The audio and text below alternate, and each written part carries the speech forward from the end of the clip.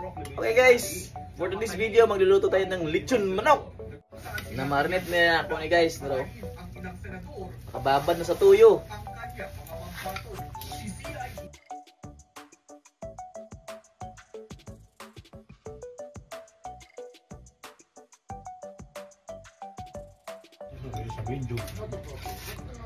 Yun.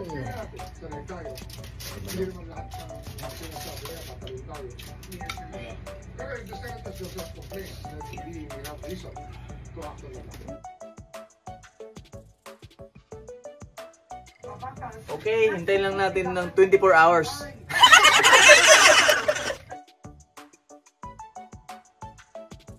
So yun guys, after 45 minutes, ito na yung naging forma niya. Golden brown na, pero parang medyo sunog. Hindi nga, so ngayon, ang gagawin natin, babalik tayo na naman natin para yung kabila naman yung maluto, maging golden brown. So, ito yung forma nung sa likod, hindi pa siya golden brown. Tsaka yung kwan pala, pinang-marinate natin, kailangan natin pahiran para lalo pang sumarap. Ito, yung minarinate natin, pinang-marinate. Tsaka, kwan to guys, based on my experience lang to guys. Hindi talaga ako expert gumawa ng lechon manok guys. Based on experience lang, experiment. So ngayon, babalik natin siya ulit sa oven.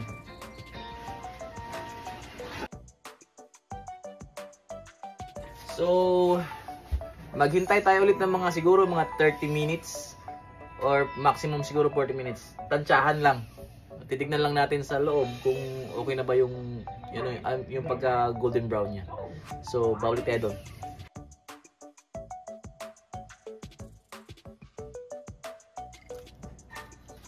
So, balik tayo ito ulit. Ayan.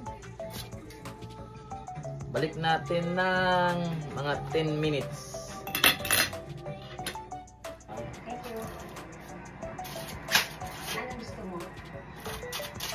Yung tumulo pala ng mga sauce guys, pinapahid ko rin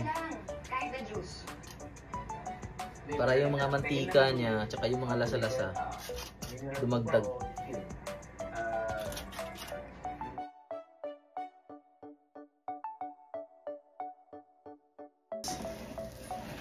Tapos na yung 10 minutes, so I think it's luto na.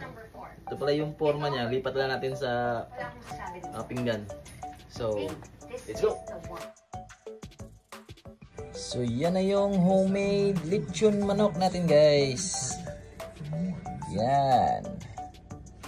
Titikman natin mamaya-maya kung ano ang resulta. Ayun guys, kain! Pinaka gusto kong legs. Gusto kong party's legs. Yun. Tsaka, oh, ang init. Gusto kong magkamay. Tignan natin.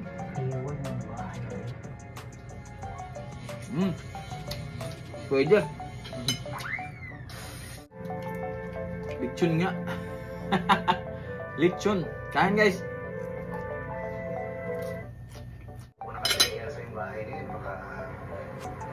So thank you for watching guys.